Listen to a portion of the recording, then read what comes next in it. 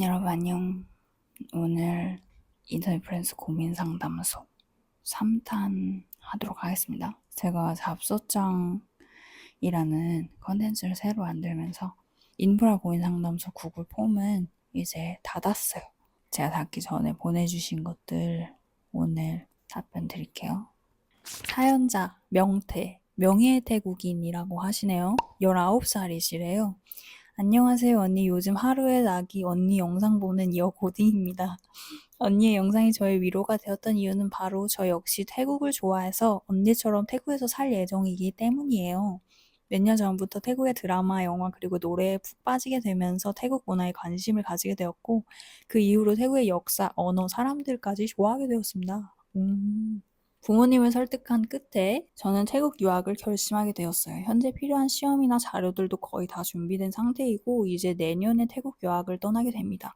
저의 고민은 바로 이런 저의 진로와 취향 때문이에요. 저도 제 자신이 또래들과 다른 특이 케이스라는 걸 잘 알고 있습니다. 제 주변 친구들만 봐도 한국 연예인, 한국 드라마를 좋아하지 태국이라는 나라는 잘 모르는 친구들이 대다수이고 안다고 해도 못 사는 나라, 후진국 정도로만 인식하고 있더라고요. 그건 제 주변 어른들도 마찬가지였고요. 그래서 제가 만나고 교류하는 대부분의 사람들이 태국을 향한 저의 애정을 무시하고 비웃을 때도 많습니다. 특히 선생님들이나 다른 어른들과 태국 유학에 대해서 말할 때는 정말 평생 남을 것 같은 상처되는 말들도 많이 들었어요. 저는 태국이라는 나라의 문화나 여러 가지 면들이 저를 정말 편하게 만들어주는데 사람들은 그런 부분을 모르고 자신들의 편견과 선입견으로 무시만 하는 게 너무 속상합니다. 진짜 문제는 저의 진로와 취향을 무시당하니 저 또한 점점 작아지고 있다는 거예요.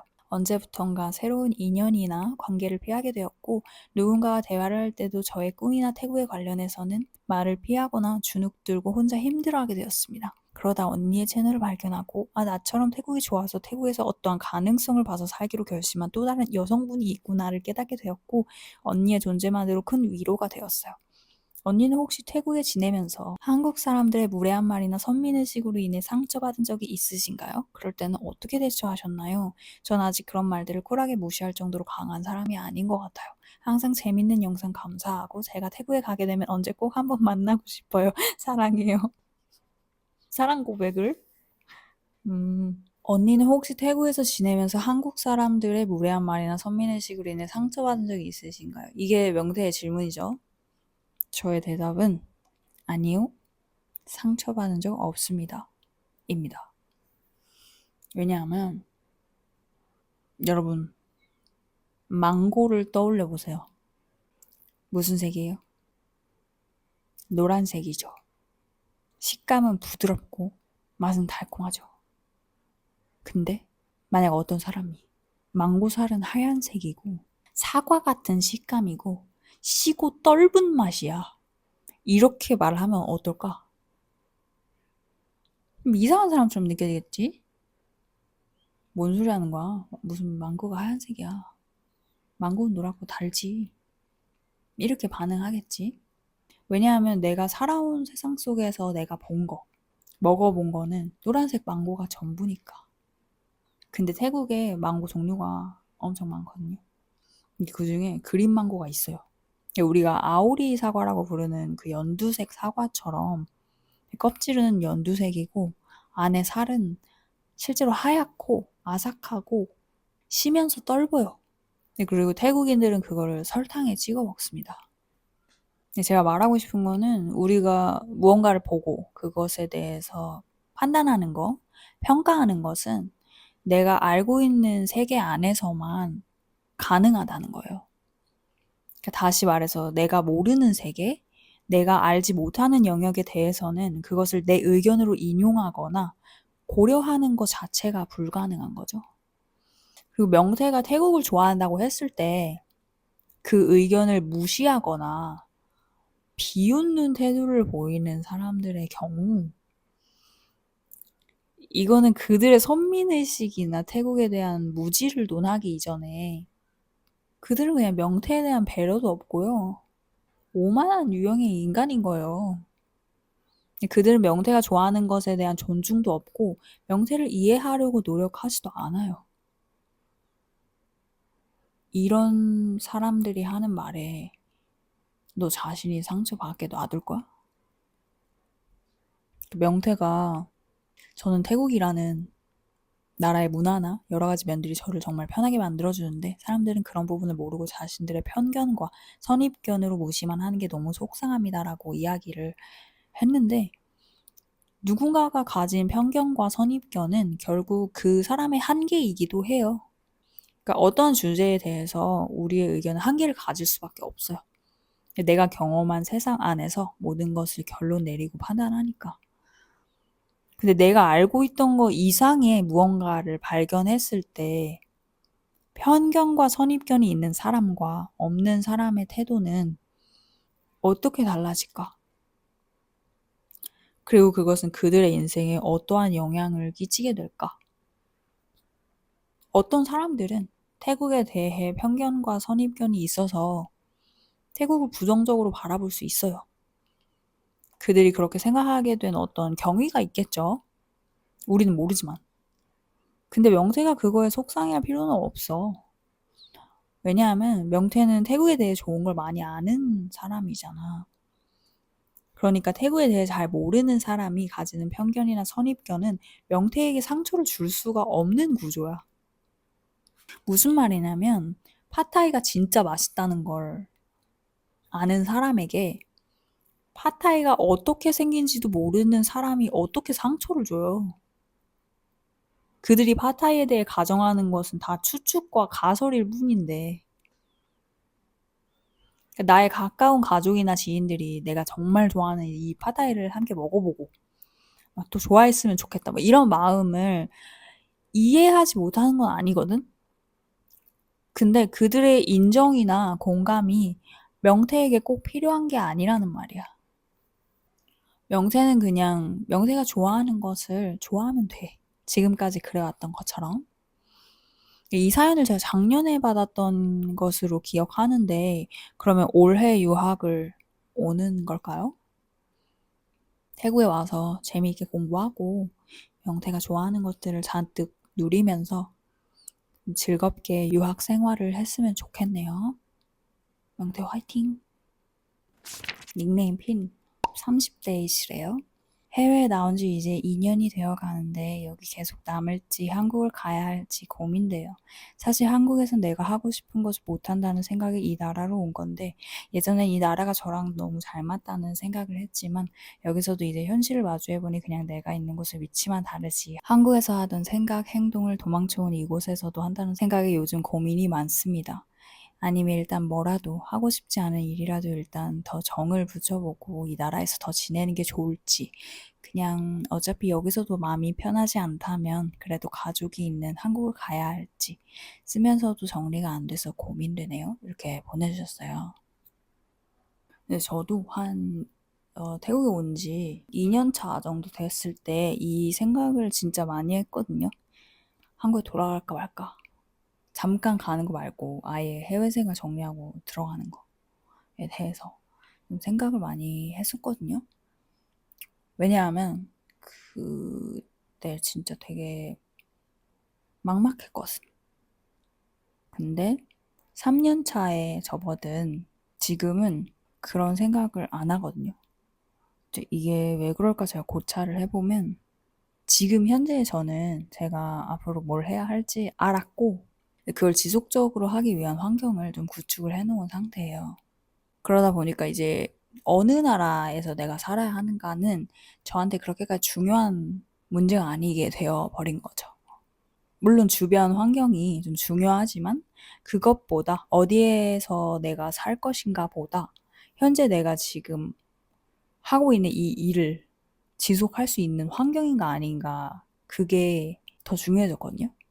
근데 지금 핀이 하고 싶지 않은 일이라도 일단 더 정을 붙여보고라고 말한 것을 보면 현재 나라의 문화나 환경 자체는 조금 잘 맞는다고 느끼는 부분이 있지만 좀 거기서 핀이 하고 있는 일, 만들고 있는 것에 대해서는 별로 만족스럽지가 않고 확신이 없는 상태인 것 같아요.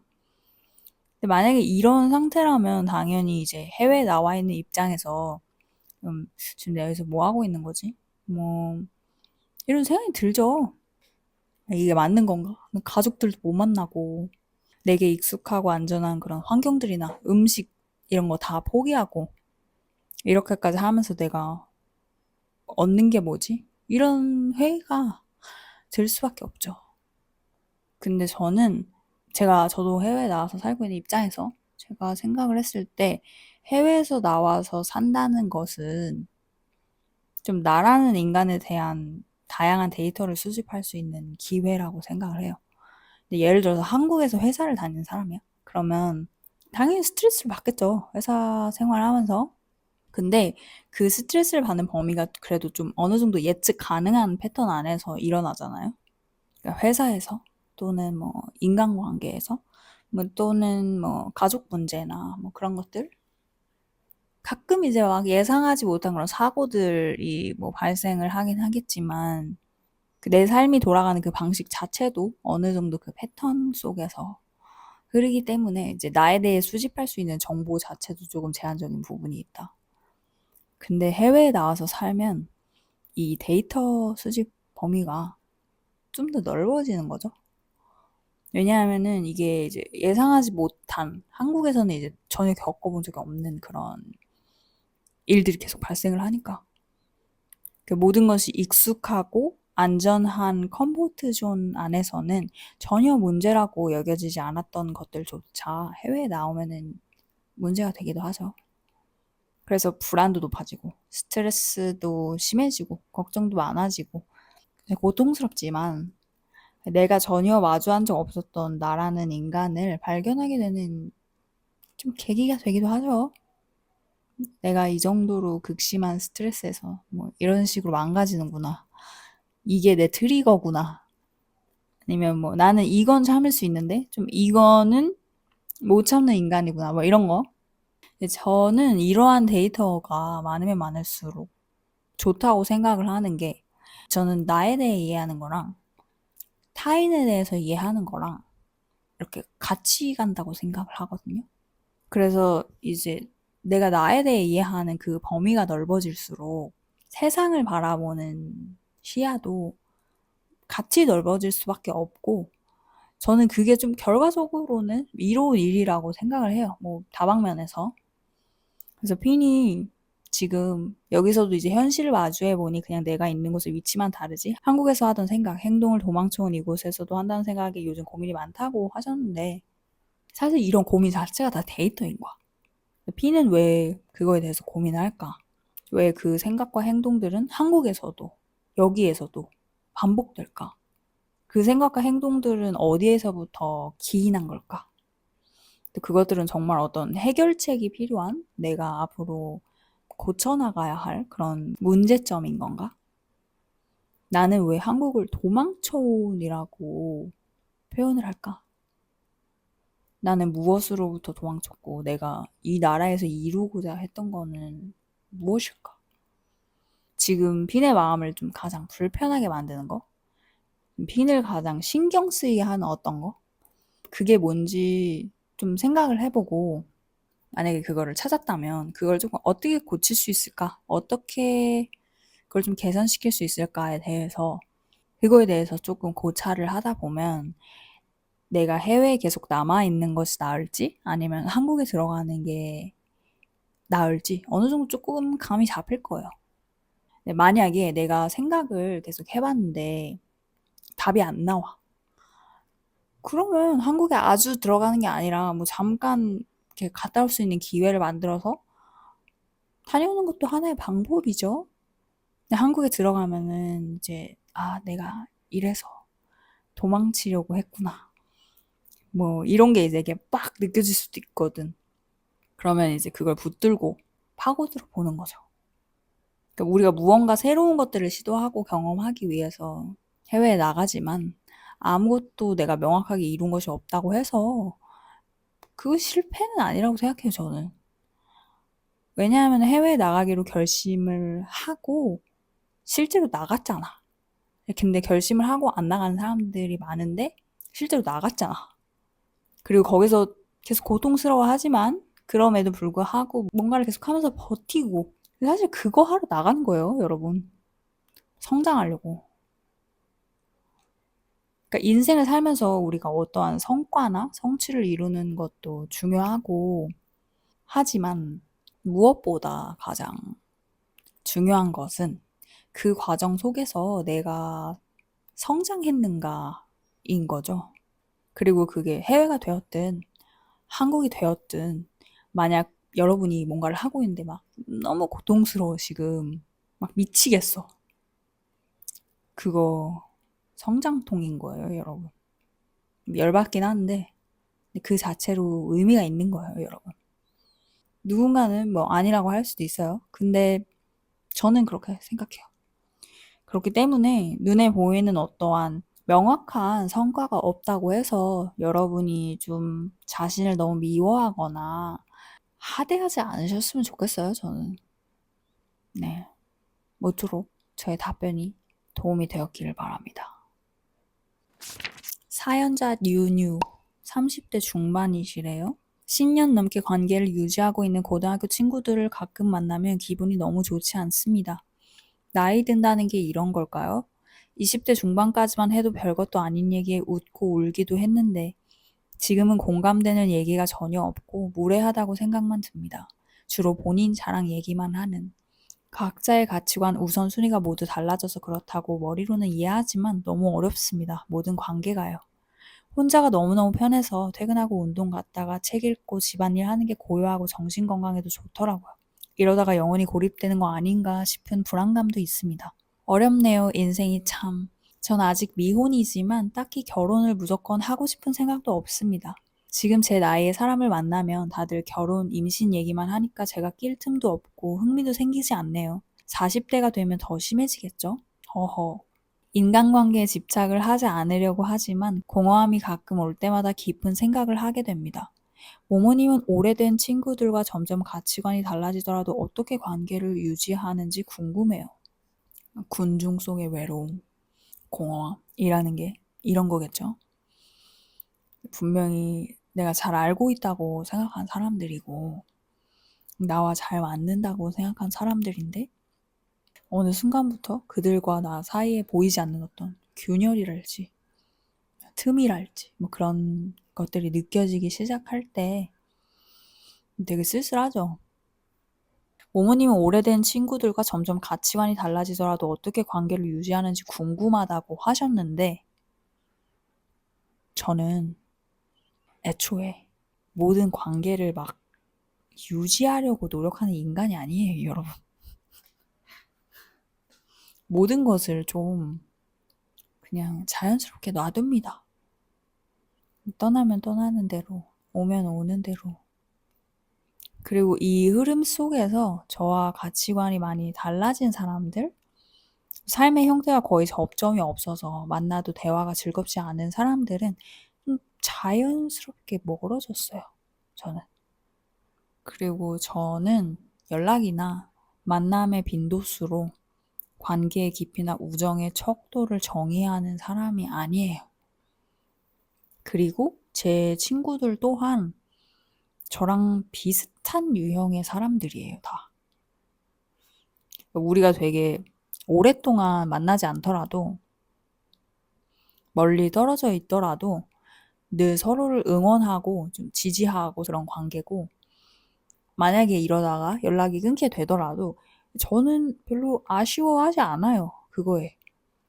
그들이 어디서든 잘 지내길 바래요. 왜냐하면 이게 연락이 다시 닿을 사람들은 어떻게 나중에 또 연락이 닿아요, 여러분. 저랑 제 친구들은 이런 상태로 최소 10년이 넘는 관계를 이어오고 있어요. 그 중에 이제 좀 오래된 친구는 초등학교 동창도 있고요.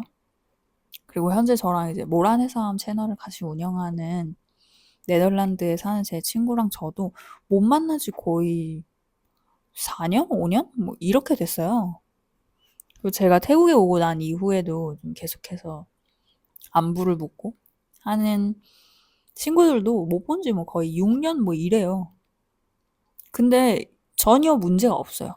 그러니까 만약에 제가 한국에 들어가서 연락을 하면은 그러니까 바로 만날 수 있는 그런 관계예요, 아직도. 근데 어떻게 이게 가능한가 생각을 해보면 그러니까 저도 그렇고 제 친구들도 그렇고 나는 이렇게 살고 있어. 너는 어떠니? 뭐 항상 이런 느낌으로 살짝 거리를 둔 상태에서 서로의 삶을 계속 지켜보고 응원하는 그런 관찰자 시점이라고 해야 할까? 근데 지금 윤유님 이야기를 들어보면 각자의 가치관, 우선순위가 모두 달라져서 그렇다라고 머리로는 이해하지만 너무 어렵습니다라고 하셨잖아요. 이게 우리가 이제 다른 길을 간다는 사실을 머리로는 이해하지만 받아들이기가 어려운 거 아닐까? 그러니까 내 친구들은 다른 곳으로 가고 있는데 나는 그 친구들의 어깨를 붙들고 이렇게 돌려 세워가지고 여전히 우리가 이제 아무것도 아닌 것들을 웃고 떠들던 그때의 기억으로 이제 다시 돌아가자고 말을 하고 싶은 거지. 물론 말을 하진 않지만. 그러니까 이거는 내가 놓아줘야 하는 거죠. 근데 이게 뭐 관계를 끊어내라 뭐 이런 이야기가 아니고요. 그러니까 우리가 다른 트랙을 달리면서 서로를 응원할 수도 있는 거잖아. 저도 친구들 중에 결혼하고 아이를 낳고 육아하는 사람들이 있어요. 근데 제가 지금 살아가는 삶의 형태와 그들의 삶의 형태가 이제 접점이 거의 없고 좀 관심사도 다르기 때문에 우리의 대화가 막 그렇게까지 즐겁기는 좀 어렵죠. 그래서 저는 이제 가끔 1년에 한 번 정도 뭐 이렇게 연락을 하고 시간이 되면 만날 수도 있겠지만 제가 여유가 없는 상태라면은 그거를 일부러 막 굳이 이어나가려고 막 그렇게 노력을 하진 않아요, 저는. 근데 이거를 이해하는 사람과는 관계가 유지될 수 있는 거고, 만약에 이걸 이해 못하고 서운하다고 느끼거나, 뭐, 제가 이기적이라고 판단을 하는 사람들은 멀어지는 거죠. 근데 그거를 뭐 내가 통제할 수는 없는 거야. 그냥 뭐, 그런가 보다 하는 거지. 제가 생각했을 때 관계라는 거는 그냥 자연스럽게 뒀을 때 그게 좀 끊어지지 않고 계속 자연스럽게 흘러가면 그게 나랑 잘 맞는 좋은 관계라고 저는 느끼거든요. 오히려 내가 막 어떤 관계를 너무 원해. 또는 상대에게 막 이랬으면 좋겠어. 막 이렇게 할수록 좀 내 소나기에서 이렇게 빠져나간다든지 잘 맞을 것도 이렇게 좀 밀려난다든지 이런 것 같아요. 그리고 이 자연스러운 관계라는 것은 내가 자연스럽고 안정적인 상태일 때 자연스럽게 찾아오는 것 같아요. 그래서 뉴뉴라는 사람에게 가장 편안하고 또 안정적이고 자연스러운 상태를 구축하는 것을 좀 최우선으로 두면 어떨까 싶어요. 그 과정 속에서 떠나갈 인연은 자연스럽게 갈 테고 또 다가올 인연은 자연스럽게 올 테니까.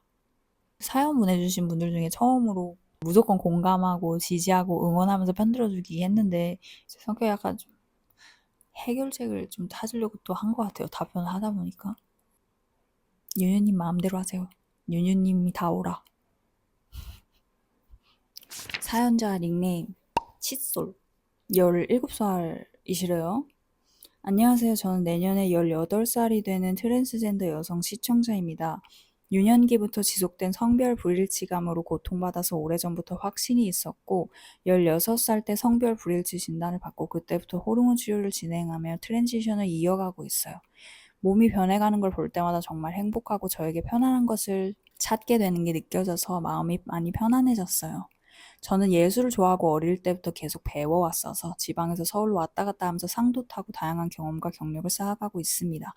하지만 한국에서 이 나이에 트랜스젠더 정체성을 가지고 살아간다는 게 생각보다 훨씬 버거웠어요. 학교 폭력, 길에서의 시비, 혹은 부모님과의 갈등 상황에 계속 노출되다 보니 결국 고등학교를 자퇴하게 되었고 지금은 예술 활동에 일단 전념하고 있습니다. 자퇴를 한 상황에 사춘기와 트랜스 정체성까지 겹치다 보니 미래에 대한 불안감이 너무너무 커져요. 예술 분야로 나아간다고 해도 안정적인 수익을 보장할 수 있을지 확신이 없고 주변에 있는 또래 트랜스 친구들을 보면 저와 비슷한 학교 폭력이나 한국 사회에서 느끼는 지속된 배제감 때문에 어차피 우리 써주는 데도 없고 상황도 이러니 그냥 성인 되면 트랜스젠더 바에서 일해야지 별 수 있나 하는 생각을 보통 가지더라고요. 저는 바에서 일하는 선택은 하고 싶지 않아요. 그런데 예술 쪽 사람들 제외하고 특히 부모님조차 잘 살 수 있다는 말을 해주는 사람이 없다 보니 미래에 대한 불안이 점점 커지는 것 같아요. 그러다 보니 예전에 이렇게 계속 고통받으며 살 바엔 차라리 빨리 삶을 끝내는 게 낫지 않을까 하는 생각까지 들 때도 있었습니다. 지금은 그런 생각 안 합니다. 아무튼 저는 유독 미래에 대한 불안이 크고 자퇴 이후 혼자 있는 시간이 많아지면서 이런 불안이 더 심해진 것 같아요. 그래서 혹시 모모님께서 저에게 해주실 수 있는 조언이 있으시다면 꼭 들어보고 싶어 이 사연을 보내게 되었습니다. 많이 길어졌네요. 지금 태국은 아침일까요? 항상 영상 잘 보고 있고 좋은 하루 보내시길 바래요.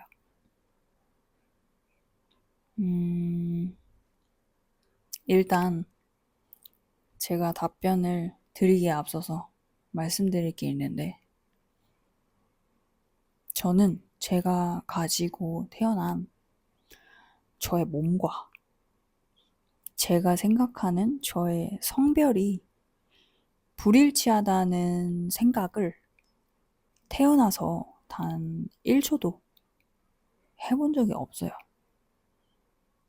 그래서 칫솔의 이런 고민에 대해서 제가 적절한 답변을 드릴 수 있는 사람인지 잘 모르겠습니다.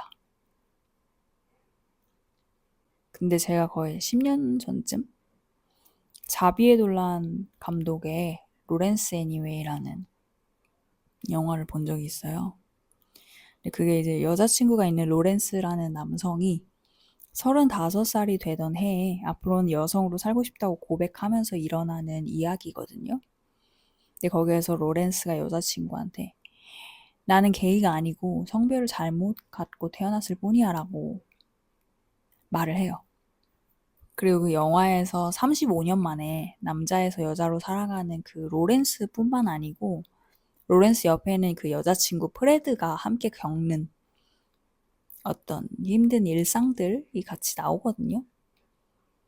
그래서 제가 봤던 그 영화를 기반으로 좀 칫솔의 사연과 상황들을 이해해 보려고 노력을 하면서 답변을 드리겠으나 제가 온전히 알고 있는 영역이 아니기 때문에 좀 부적절한 표현이 있더라도 양해 부탁드립니다.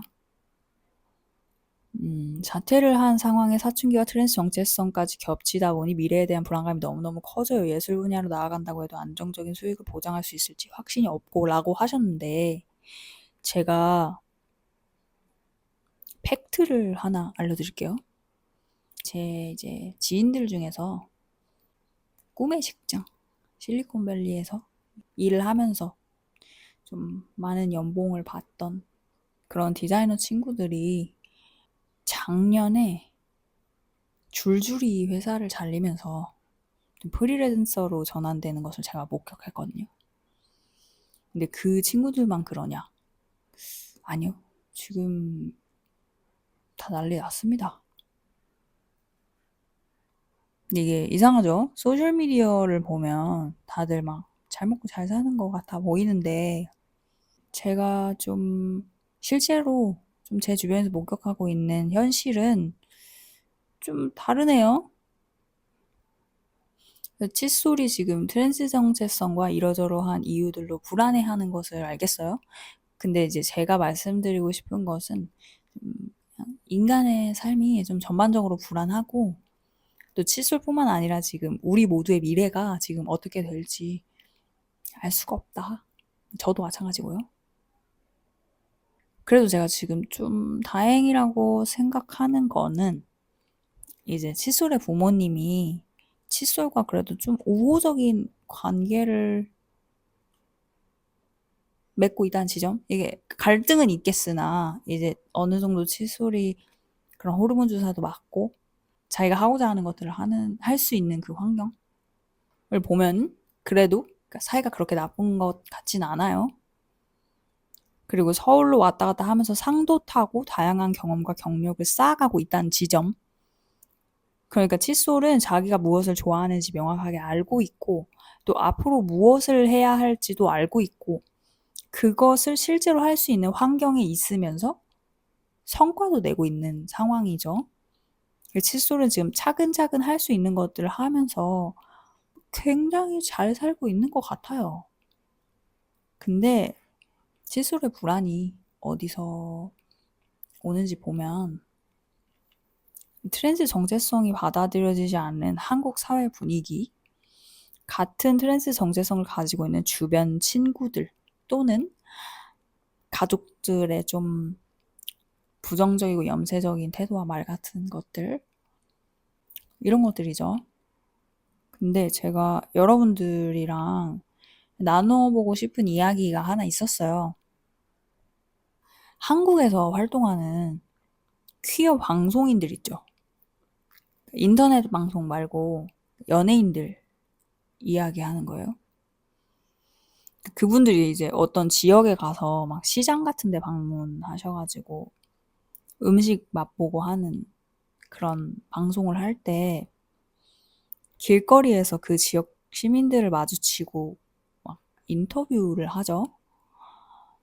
근데 여러분, 그 시민들이 그 퀴어 방송인들을 어떻게 대하는지 주의 깊게 보신 적 있으세요? 엄청 좋아해요. 엄청 반가워하고. 그게 그 시민들이 모두 퀴어 프렌들리라서 그런 걸까? 아니겠죠. 그렇게 랜덤으로 만나는 시민들이 모두 퀴어 프렌들리라면 칫솔이 저한테 이런 사연을 보내지 않았겠죠. 그러면 한국은 퀴어에 대해 좀 보수적인 성향이 강한 나라인데 길거리에서 만나는 그 시민들은 그 퀴어 방송인들에게 어떻게 그렇게 오픈 마인드일까? 연예인이라서? 유명해서? 그런데 연예인이나 유명한 사람들이 범죄를 저지르거나 또는 뭐 안 좋은 일로 연루되는 것들을 우리가 되게 주기적으로 뉴스 같은 것을 통해서 목격을 하죠. 그러면 연예인이라거나 유명하다고 해서 무조건 착한 사람, 좋은 사람, 신뢰할 수 있는 사람이라는 뜻은 아니죠. 제가 느끼기에는 사람들이 퀴어에 대해 좀 부정적인 생각을 가지고 있는 것은 대체로 그것을 안전하지 않은 것이라고 생각하기 때문인 것 같아요. 제가 태국 퀴어 문화 관련 영상을 올렸을 때 뭐 이상한 댓글이 좀 많이 달렸는데 그 사람들의 공통점이 뭐였냐면 퀴어를 섹슈얼한 거랑 연관지어서 이야기를 하더라고요. 근데 이게 좀 이상하죠? 누군가 뭐 이성애자를 보면서 매번 그렇게 섹슈얼한 거랑 연관지어서 생각을 한다면 그 사람의 정신 상태가 이상하다고 판단하잖아. 근데 왜 사람들이 퀴어는 그렇게 자연스럽게 섹슈얼한 것과 연관지어서 생각하고 그게 이상하다는 것조차 인지를 못할까? 일반 사람들에게는 그 이미지가 압도적으로 강하기 때문이겠죠? 그들이 그렇게 어떠한 미디어나 매체를 통해 본 그런 퀴어에 대한 이미지, 그런 퀴어에 대한 이야기. 그러니까 사람들이 퀴어를 부정적으로 인식하고 판단하고 평가하고 배척하는 거겠죠. 그렇다면 그 퀴어 방송인들에게는 왜 그 이미지가 통하지 않을까? 여러분은 왜라고 생각하세요? 제가 느끼기에 시민들에게 그 퀴어 방송인들의 정체성은 퀴어가 아닌 거예요. 그들이 하고 있는 일, 그들의 직업, 연예인이라는 정체성이 더 큰 거죠. 그렇기 때문에 보편적인 퀴어라고 했을 때 떠올리는 그런 부정적인 이미지가 아니라 그 사람들이 구축해 놓은 지금까지 쌓아 올린 어떤 이미지로 인식하는 거예요. 그런데 그분들이 맨 처음 이제 그 일을 시작했을 때에는 퀴어 정체성이 더 컸을 때에는 많은 사람들이 그들에게 그렇게 부정적인 판단, 평가, 배척을 했겠죠. 근데 그들이 거기에 지지 않고 계속해서 자신이 하고 있는 일을 통해서 단순히 어떠한 성정체성이 아니고 그것보다 더 거대한 나라는 인간의 자아 정체성을 구축했고 사람들은 이제 그걸 받아들이게 된 거죠. 그리고 거기에 도달하기까지 엄청난 고통과 고난이 있었겠죠. 제가 이야기하고 싶은 거는 내가 가지고 태어난 거, 내가 선택할 수 없었던 거. 이게 비단 성 정체성만 이야기하는 거 아니에요, 여러분. 가정 환경 같은 것들도 있을 수 있겠죠? 이런 것들은 내가 살아가면서 내 인생에 계속 영향을 주고받는 형태로 존재할 거예요. 네, 하지만 그렇다고 해서 그것들이 내 삶을 지휘하도록 두면 안 된다는 거야. 무슨 말인지 알아? 내가 선택할 수 없었던 것들이 내 삶을 통제하도록 놔두면 안 된다고. 사회가 내 성 정체성을 받아들이지 않는다고 해서 사회가 받아들이는 만큼만 타협하면서 살아가는 것이 아니고요. 그것보다 더 큰 자아 정체성을 목표로 하라는 거야, 내 말은. 그러니까 성별이나 신체, 어떤 외형, 타고난 기질, 가족, 살아온 환경 이런 것들 이제 다 중요하지만 그거는 이제 나라는 인간을 설명하는 많은 것들 중 하나일 뿐이에요. 내가 어떤 인간이 될 것인지, 어떤 이야기를 하면서 살아갈 것인지, 타인에게 어떤 영향을 줄 것인지는 여러분 스스로가 결정하시는 거예요. 인간은 자기가 생각한 대로 살게 된다, 여러분. 만약에 난 A처럼 살기 싫은데 결국 A처럼 살게 될 거야. 이렇게 생각하잖아. 말 그대로 A처럼 살게 될 거예요. 그러니까 여러분이 되기 싫은 모습이 아니고 되고 싶은 모습을 생각하면서 살아가세요. 어떻게 하면 사람들이 나를 좋아할까? 사회가 나를 받아들일까가 아니고 내가 되고 싶은 모습에 도달하기 위해 내가 무엇을 해야 하는가를 생각하세요. 그리고 그거를 그냥 계속 하는 거예요. 그리고 제가 What's in my algorithm에서도 말했지만 여러분은 오독하고 판단하고 평가하기로 작정한 사람들에게 여러분에 대해 설명하지 마세요. 그럴 가치가 없는 일이니까. 누군가가 여러분이 갖고 있는 무언가를 인정하지 않는다고 해서 사회가 그걸 받아들이지 않는다고 해서 거기에 굴복하지 마세요. 족가라고 해. 니네 인정 필요 없어. 스스로를 믿고 확신을 가지고 당당하게 여러분의 길을 가세요. 그렇게 여러분의 삶을 구축하시고 보란듯이 행복하고 즐겁게 여러분이 쟁취하는 것들을 즐기면서 사세요. 그것이 저의 결론입니다. 여러분 오늘 오랜만에 고민 상담 해보았습니다.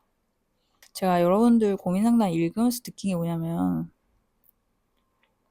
여러분들 뭔가 이런 이야기들을 좀 같이 나눌 사람이 좀 한 명도 없나? 주변에? 그런 생각이 들었어요. 그러니까 나한테 이걸 보내는 게 아닐까? 왜냐면 여러분이 보내는 내용들이 그러니까 가벼운 것들도 있지만 꽤 좀 딥한 주제들도 있다고 생각이 돼서 근데 제가 이런 거에 답변을 드리기 위해 좀 적절한 사람인지는 잘 모르겠어요. 그래도 제가 뭐 최선을 다해서 답변을 드렸는데 모쪼록 뭐 도움이 된다면 좋겠고 인프라 고민 상담소는 문을 닫았고요. 여러분이 뭐 개인적으로 뭔가 보내고 싶은 게 있으시거나 그러면은 제가 열어놓은 그 잡서장 우체통으로 보내시면 제가 그 중에서 좀 주제에 맞거나 좀 그런 것들 네 골라서 쓰도록 할게요. 아무튼 오늘도 시청해주셔서 감사하고 다음 영상에서 또 만나요. 안녕. 안녕.